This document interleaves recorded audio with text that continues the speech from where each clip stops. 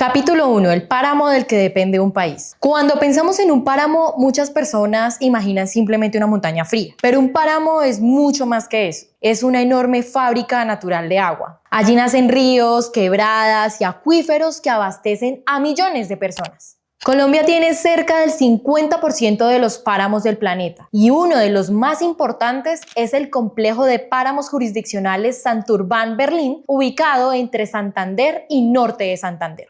De este ecosistema dependen el abastecimiento de agua para más de 2 millones de personas, además de miles de campesinos, acueductos rurales y actividades agrícolas en la región. Por eso, cuando se habla de Santurbán, no se está hablando solamente de un territorio donde hay oro, se está hablando de un ecosistema estratégico para la vida. Pero bajo esas montañas también existen otros minerales. Debajo del páramo hay uno de los yacimientos de oro más importantes del país.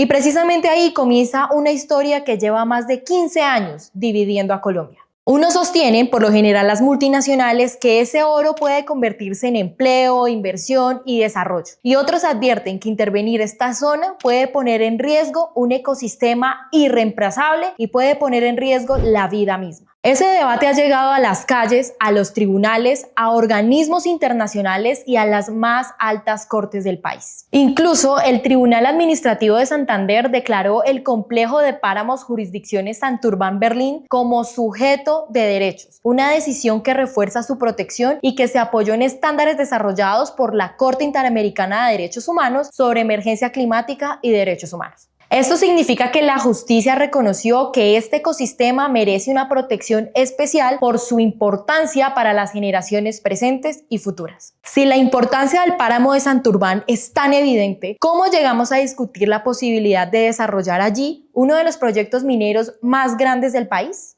Para responder esta pregunta tenemos que viajar 15 años atrás, porque esta historia no empezó con Irish Mining, empezó mucho antes. Capítulo 2. La mina cambió de dueño, pero el proyecto nunca cambió. Si hoy usted busca información sobre Santurbán, seguramente va a encontrar un nombre que se repite una y otra vez: Irish Mining. Sin embargo, aquí aparece el dato que casi nadie le cuenta, y es que Irish Mining no fue la primera empresa que llegó a Santurbán. A finales de la década de los 2000, la multinacional canadiense Greystar Resources presentó uno de los proyectos mineros más ambiciosos del país: Angostura. Una explotación de oro a gran escala en las cercanías del páramo de Santurbán. La propuesta generó una enorme movilización social. Científicos, universidades, organizaciones ambientales, trabajadores y miles de ciudadanos advirtieron sobre los riesgos que podía representar para uno de los ecosistemas más importantes de Colombia. La presión social fue tan grande que el proyecto, tal como había sido concebido, no prosperó. Sin embargo, el proyecto no desapareció. La empresa cambió de nombre. Pasó de llamarse Greystar a Ecooro Minerals. Supuestamente cambió la estrategia, pero el interés por desarrollar ese yacimiento de oro seguía intacto. Entonces, años después, apareció la gran conocida Minesa, la Sociedad Minera de Santander, respaldada por el Fondo Soberano de Mubadala. Esta empresa retomó el proyecto bajo un nuevo nombre, el Proyecto Sotonorte. Entonces ya no se hablaba de Angostura, ahora se habla de Sotonorte, para que tenga en cuenta ese nombre. Igual, el objetivo seguía siendo el mismo: desarrollar una gran mina subterránea de oro en los municipios de California y Suratá. Desde entonces, Minesa sostuvo que el proyecto se encontraba por fuera de los límites oficialmente delimitados del páramo y defendió que era posible realizar una minería subterránea con altos estándares ambientales. Sin embargo, esa posición fue controvertida por organizaciones ambientales, académicos y sectores ciudadanos que advirtieron que el debate no se limitaba a una línea trazada en un mapa, sino a la protección integral del sistema hídrico y del ecosistema de alta montaña.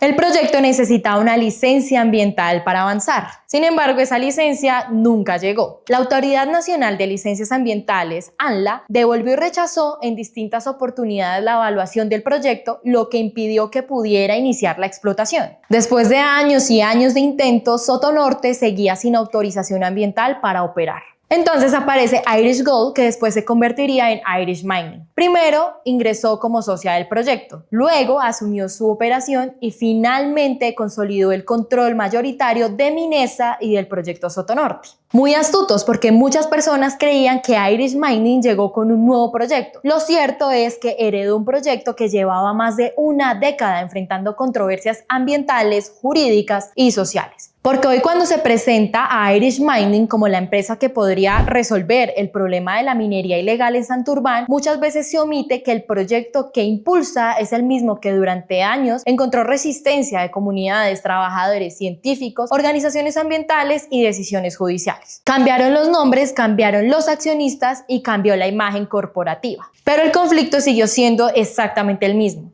el oro. Mientras las empresas cambiaban, también se movían fichas dentro del Estado colombiano. Ministros, licencias, delimitaciones, reuniones y decisiones que, según investigaciones periodísticas, mantuvieron vivo el proyecto incluso cuando parecía haber llegado a su fin.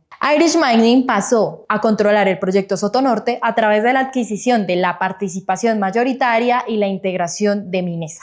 Capítulo 3. Cuando el proyecto encontró un plan B. Hasta este punto de la historia podríamos pensar que el proyecto Sotonorte simplemente encontró obstáculos ambientales y jurídicos para no prosperar. Sin embargo, como un proyecto que enfrentó tantos reveses nunca desapareció. Aquí entra un nombre que pocas personas conocen, pero que es clave para entender esta historia: Germán Arce. Germán Arce fue ministro de Minas durante el gobierno de Juan Manuel Santos. Desde ese cargo tuvo un papel importante en la política minera del país. Él dejó el gobierno, pero su historia con Santurbán no terminó ahí. Tiempo después pasó a ser presidente de la junta directiva de Minesa, la empresa que impulsaba el proyecto Sotonorte. Es decir, una persona que había ocupado uno de los cargos más importantes del Estado en materia minera terminó vinculada a la empresa interesada en desarrollar uno de los proyectos mineros más controvertidos del país. Ese hecho por sí solo no demuestra ninguna irregularidad, pero sí explica por qué muchas organizaciones comenzaron a hablar de una continuidad entre las decisiones públicas y los intereses privados alrededor del proyecto. Según una investigación publicada por la revista Raya, durante los últimos años del gobierno Santos se habría estructurado un camino alternativo para mantener vivo el proyecto Sotonorte después de los obstáculos que enfrentaba. La investigación denomina ese camino el Plan B. Raya sostiene que en lugar de abandonar el proyecto, se exploraron alternativas para hacerlo viable bajo nuevas condiciones institucionales y empresariales. Incluso la investigación también documenta reuniones entre Germán Arce y representantes del Fondo Soberano Mubadala, propietario de Minesa en ese momento. El propio Arce confirmó a medios de comunicación que esos encuentros ocurrieron. Incluso Arce afirmó que Sotonorte podría duplicar la producción legal de oro en Colombia y atraer inversiones cercanas a los $1.000 millones, además de generar miles y miles de empleos. Todo ocurría cuando el proyecto todavía no contaba con licencia ambiental. Mientras tanto, del otro lado de la historia, comunidades, científicos y organizaciones ambientales seguían advirtiendo que el problema nunca había sido únicamente la mina. Para ellos, el verdadero debate era la protección del agua, el ecosistema y la vida. Dos visiones completamente distintas sobre un mismo territorio. Una visión veía una oportunidad económica y la otra veía un ecosistema estratégico que debe permanecer protegido y que protege la vida. Y mientras ese debate continuaba, ocurrió algo que nuevamente cambiaría el rumbo del proyecto. Minesa dejó de ser el principal protagonista y una empresa canadiense comenzó a asumir el control. Esa empresa era Irish Mining. Y por eso hay que explicar por qué este conflicto dejó de ser ambiental y también un asunto de derechos humanos. Capítulo 4. Defender el agua también tuvo un costo. Mientras empresas, gobiernos y tribunales discutían el futuro de Santurbán, había otras personas librando una batalla muy diferente. Estas personas no tenían maquinaria, no tenían inversiones millonarias, no representaban empresas multinacionales, eran ciudadanos, líderes ambientales, trabajadores, campesinos, estudiantes, investigadores y organizaciones sociales que decidieron defender el páramo. Durante más de una década organizaron marchas, presentaron demandas, participaron en audiencias públicas y convirtieron la defensa del páramo de Santurbán en uno de los movimientos ambientales más importantes de Colombia. Gracias a esa movilización y a esa presión social, el proyecto no pasó desapercibido. Se convirtió en un debate nacional. Pero defender un territorio en Colombia muchas veces tiene un costo. En febrero de 2022, varios integrantes del Comité para la Defensa del Agua y el Páramo de Santurbán denunciaron amenazas contra sus vidas. Según las denuncias recogidas por medios de comunicación, algunos de sus integrantes recibieron mensajes intimidatorios en medio del debate sobre el futuro del proyecto minero. Los líderes pidieron medidas de protección y alertaron que la defensa del agua no podía convertirse en una sentencia de riesgo para quienes ejercían su derecho a participar en asuntos ambientales. Es importante decir algo con absoluta claridad, y es que las denuncias de amenazas existen y fueron públicas. Pero eso no significa que se haya establecido judicialmente la responsabilidad de la empresa promotora del proyecto. Hasta la fecha no existe una decisión judicial que atribuya esas amenazas a Irish Mining o a Minesa. Lo que sí quedó en evidencia fue el nivel de tensión que alcanzó este conflicto y los presuntos tentáculos que tienen las empresas. Esa tensión tampoco puede entenderse sin mirar la historia de la región. Durante décadas, municipios como California, Betas y otras zonas cercanas vivieron la presencia de distintos actores armados ilegales. Guerrillas, ejército, grupos paramilitares y la disputa por el control territorial dejaron profundas huellas en las comunidades. Ese contexto de violencia hizo aún más complejo cualquier conflicto relacionado con la tierra, los recursos naturales y el futuro del territorio. El debate sobre Santurbán se desarrolló en una región marcada por el conflicto armado colombiano. Con el paso del tiempo no solo se hablaba de temas ambientales, también de participación ciudadana, de protección a líderes sociales, del derecho al agua y del papel que debe tener una comunidad cuando se toman decisiones sobre el territorio donde vive. Esa presión social llegó finalmente a los tribunales, y esto es lo que cambia la historia jurídica de Santurbán. La justicia empezó a reconocer que este no era solamente un conflicto ambiental, sino que era un asunto de derechos humanos. Capítulo 5. Cuando la justicia habló. Santurbán dejó de discutirse únicamente en las calles, llegó a los tribunales, y fue allí donde empezaron a tomarse algunas de las decisiones más importantes en toda esta historia. Una de las primeras ocurrió en el año 2017. La Corte Constitucional estudió la delimitación del páramo que había realizado el gobierno y encontró que una decisión tan importante no podía tomarse sin garantizar una verdadera participación de las comunidades que habitan el territorio. Por eso dejó sin efectos esa delimitación y ordenó construir una nueva respetando el derecho de las comunidades a ser escuchadas. Ese fallo cambió por completo las reglas del juego. Dejó claro que Santurbán no podía decidirse únicamente desde un escritorio en el centro del país. Y entonces el Tribunal Administrativo de Santander declaró el complejo de páramos jurisdicciones Santurbán-Berlín como sujeto de derechos. ¿Y eso qué significa? Imagínese esto, si alguien contamina un río, normalmente se dice que está afectando a las personas. Pero cuando un ecosistema es reconocido como sujeto de derechos, la justicia también reconoce que ese territorio merece protección por sí mismo. Es decir, que el páramo dejó de verse únicamente como un recurso económico y empezó a entenderse como un ecosistema con un valor propio que debe ser protegido.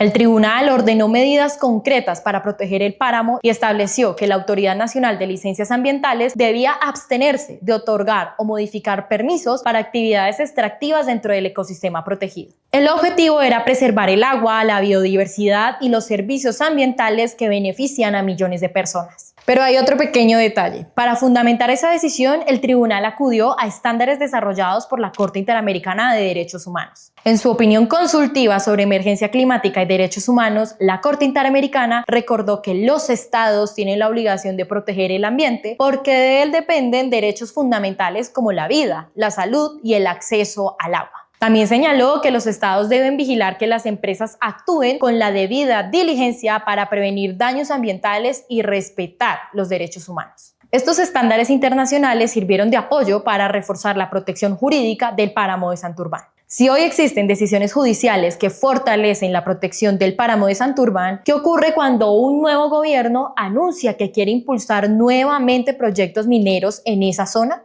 Esa es exactamente la discusión que hoy vuelve a poner a Santurbán en el centro del debate nacional, y es allí donde aparece nuevamente Irish Mining. Acuérdese de ese nombre.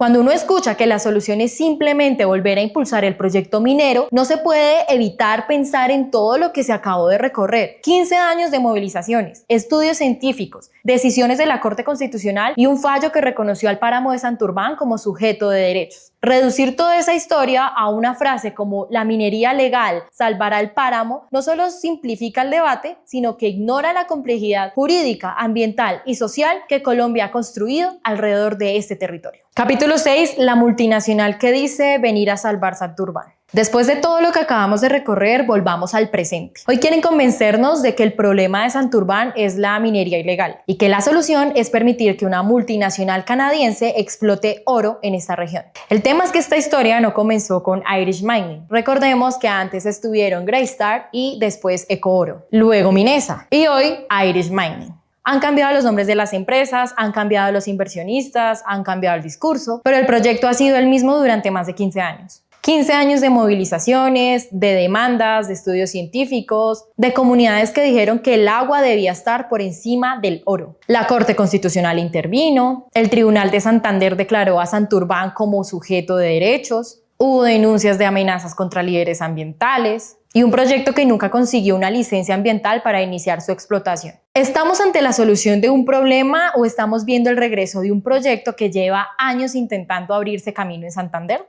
Irish Mining sostiene que su proyecto puede desarrollarse con minería subterránea, con altos estándares ambientales, generación de empleo e inversión económica para el país. Sin embargo, las comunidades recuerdan que un páramo funciona como un sistema ecológico, que el agua no reconoce fronteras administrativas y que la protección de este ecosistema ha sido reforzada por decisiones judiciales. Y acá está el punto que más debería preocuparnos, y es que nos están presentando una falsa elección, como si Colombia solo tuviera dos caminos: o aceptar la minería ilegal o aceptar un megaproyecto de una multinacional. Realmente lo que necesita el páramo de Santurbán son decisiones que respeten la ciencia, las comunidades, las sentencias judiciales y el enorme valor ambiental de un ecosistema del que dependen millones de personas. Si ese proyecto ha enfrentado durante 15 años objeciones ambientales, jurídicas y sociales, ¿qué es lo que va a cambiar realmente ahora? Penúltimo capítulo, los nombres detrás del oro. Hay un nombre que aparece una y otra vez cuando se sigue la historia del páramo de Santurbán: Serafino Diácono, uno de los empresarios más influyentes del sector minero de Colombia y ha estado vinculado a campañas como Gran Colombia Gold y hoy Irish Mining, empresa que controla el proyecto Soto Norte. El Comité para la Defensa del Agua y el Páramo de Santurbán ha denunciado públicamente la existencia de presuntos vínculos empresariales entre Serafino Diácono y el hoy presidente electo Abelardo de la Espriella. Según el comité, esos vínculos se desprenderían de registros societarios y comerciales que, en su criterio, merecen ser investigados y explicados públicamente. Cuando hablamos del páramo de Santurbán, no solamente estamos hablando de agua, también hablamos de poder, de grandes intereses económicos y de las preguntas que a hoy siguen sin respuesta. Capítulo 7. ¿Quién gana con Santurbán? Bajo las montañas de Santurbán hay uno de los yacimientos de oro más importantes de Colombia y de América Latina. Por eso, empresas e inversionistas lo consideran como un proyecto estratégico. Cuando Germán Arce presidía la Junta de Minesa, afirmó públicamente que Soto Norte podría duplicar la producción legal de oro del país, atraer cerca de $1.000 millones en inversión y generar alrededor de 1.000 empleos directos y 4.000 indirectos. Ese es el principal argumento de quienes respaldan el oro por encima de la vida. Claro que Colombia necesita inversión, claro que Colombia necesita empleo, pero ¿a qué costo? ¿Al costo de la vida? ¿A costo del agua? Un páramo no debe reducirse únicamente a una ecuación económica y a una cifra en dólares. Creo que cuando la discusión es el agua, no debería ni siquiera considerarse su valor. Muchas inversiones de empresas multinacionales en el país se han realizado sobre pretexto de la creación de empleo. Empleo que por lo general jamás beneficia a las comunidades locales. Si le gustó esta investigación, comparta y también déjenos saber usted qué piensa en los comentarios. Esperamos que no tengamos que decir que en paz descanse el páramo de Santurbán.